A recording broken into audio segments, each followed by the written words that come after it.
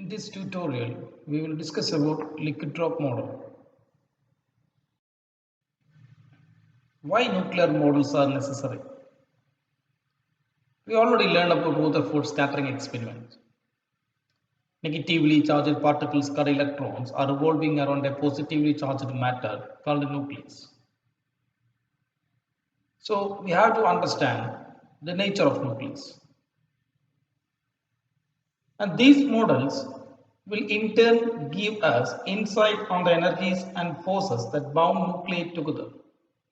And also, it will give a better understanding of nuclear phenomena like nuclear fission and fusion. Three important nuclear models are there. The first is liquid drop model, and the shell model, and the collective model. The shell model emphasizes the orbit of individual nucleons in the nucleus, just like the electrons revolving around the nucleus.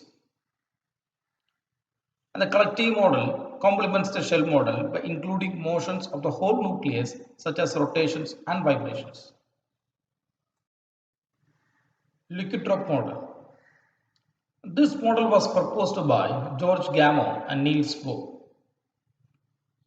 And from this model, Carl Friedrich von Weizsäcker and H. A. Baire to develop the semi-empirical mass formula. It treats the nucleus as a drop of incompressible nuclear fluid.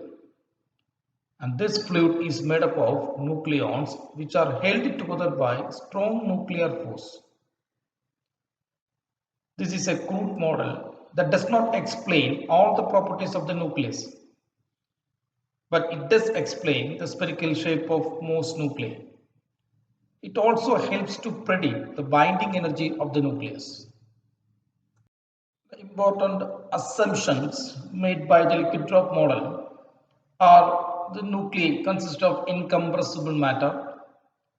The fluid is made up of nucleons which are held together by strong nuclear force. Nuclear force is identical to all nucleons. That is, proton-proton interaction is equal to neutron-neutron interaction and proton-neutron interaction. The nuclear force saturates. That is, the nuclear force is a short-range force that appears to act only between nearest neighbors. Here, the nucleus is considered to be analogous to a liquid drop. And these are some similarities between nucleus and the liquid drop. In nucleus, nuclear force holds the nucleons together. In liquid drop, molecules in a liquid are held together by van der Waals force or surface tension. Nuclear matter density is almost a constant, that is independent of mass number. In liquid drop, density of liquid is independent of the size of the liquid drop. In nucleus, binding energy per nucleon. In liquid drop, it is analogous to latent heat of vaporization.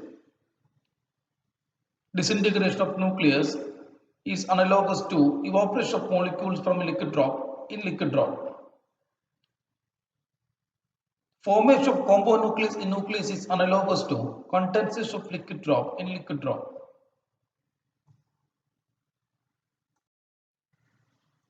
These are the differences between a nucleus and a liquid drop.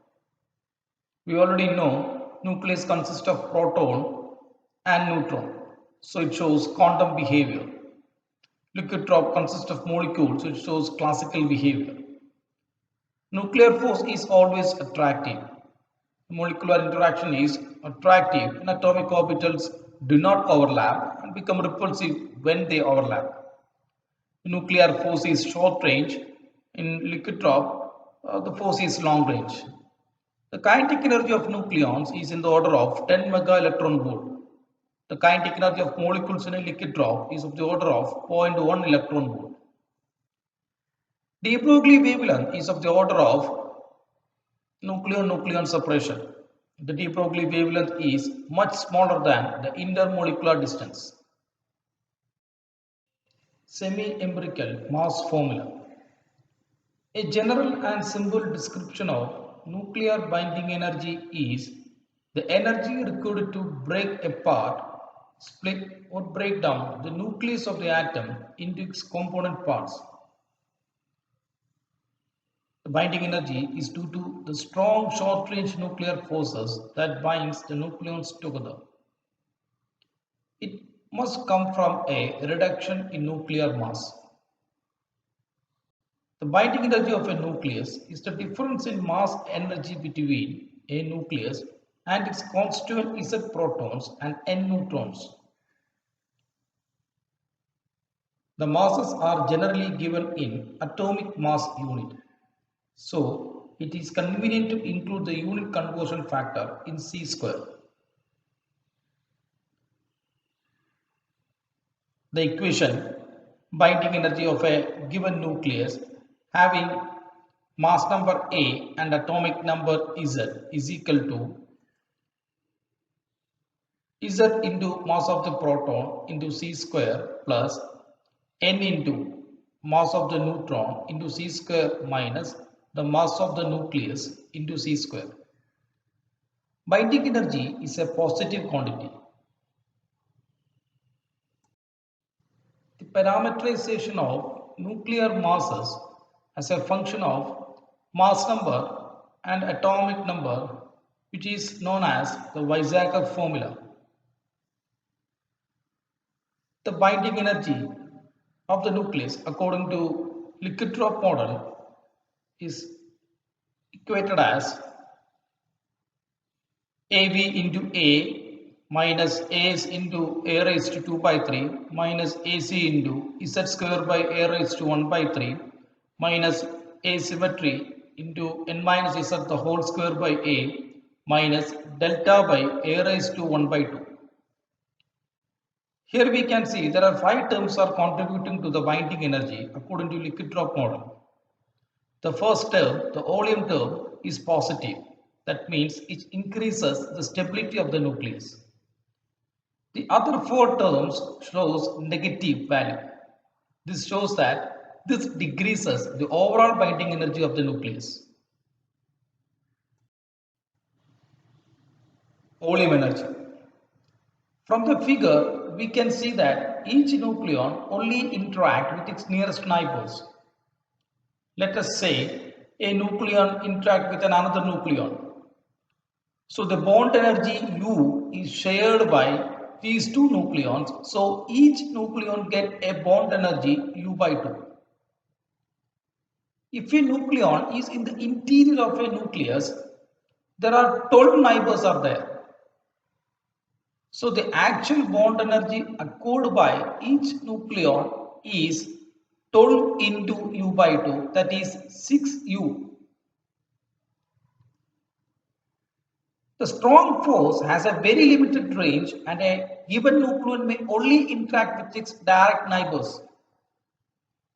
Therefore, the number of pairs of particles that actually interact is roughly proportional to A. That is, the oleum energy is proportional to A instead of A square. So we introduce a constant called AV. So EV is equal to AV into A. Surface energy. In the oleum term, it is suggested that each nucleon interact with a constant number of nucleons independent of A. We already learned that if a nucleon is in the interior of the nucleus, it contacts with the 12 other neighbors. The surface term is also based on the strong force and it is in fact a correction to the volume term. From the figure, we can see that the interior of the nucleus, the nucleon can share more number of nucleons, while on the surface of the nucleus, a nucleon can interact with less number of nucleons, which causes an overestimation of the binding energy on the surface. If the volume of the nucleus is proportional to A, then the geometrical radius is proportional to A raised to 1 by 3. Therefore, the surface term must be proportional to surface area. That is, ES is equal to minus AS into A raised to 2 by 3. Coulomb energy. This term describes the Coulomb repulsion between the uniformly distributed protons. From the figure, we can see that there is an interaction between proton and proton, and is proportional to the number of proton pairs Z squared by R, where R is proportional to A raised to 1 by 3. And this Coulomb energy lowers the binding energy because of the repulsion between charges of equal sign. So, the Coulomb interaction energy EC is equal to minus AC Z squared by A raised to 1 by 3. The negative sign indicates that it decreases the overall binding energy of the nucleus. Asymmetry energy. This term cannot be described as a classical one. This effect is not based on any of the fundamental forces. Since protons and neutrons are fermions, this effect is based on the Pauli exclusion principle. From the figure, we can see that protons and neutrons occupy different quantum states. The heavier nuclei contain more neutrons than protons. So, some of the neutrons will be in higher energy level in the nucleus and thus increasing the total energy of the nucleus. That in turn causes binding energy decreasing. And this imbalance between the number of protons and neutrons causes the energy to be higher than it needs to be. Pairing energy. The pairing energy term is also due to the quantum phenomena spin coupling. Nuclei with an even number of protons and an even number of neutrons are more stable. On the other hand, nuclei with odd number of protons and neutrons are mostly unstable. So, if a nuclei has even number of particles, then the pairing energy is less than 0. And if an odd number of nucleons are there, then the pairing energy is greater than 0. Binding energy curve. The binding energy curve is obtained by dividing the total binding energy by the number of nucleons. The binding energy of nucleons are in the range of mega electron volt compared to electron volt for atomic electrons. In atomic transition might emit a photon in the range of few electron volt, but in nuclear transitions can emit gamma rays with quantum energy in mega electron volt range. The figure shows the contribution of volume energy, Coulomb energy and surface energy in total binding energy. The curve indicates how stable atomic nuclei are. The higher the curve, the more stable the nucleus. From the figure, we can see there is a characteristic shape with a peak nearer mass number 60. From the figure of binding energy, the heaviest nuclei are less stable than the nuclei nearer to mass number 60. This suggests that the energy can be released if heavy nuclei split apart into smaller nuclei having masses nearer mass number 60. This process is called fission.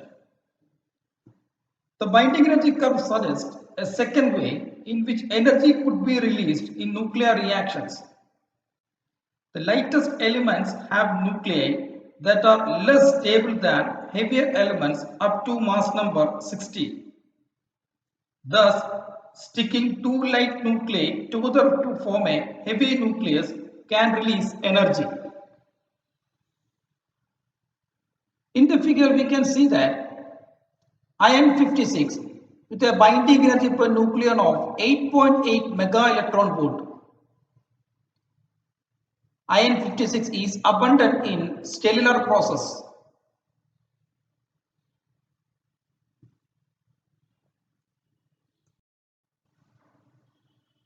Merits and demerits of liquid drop model.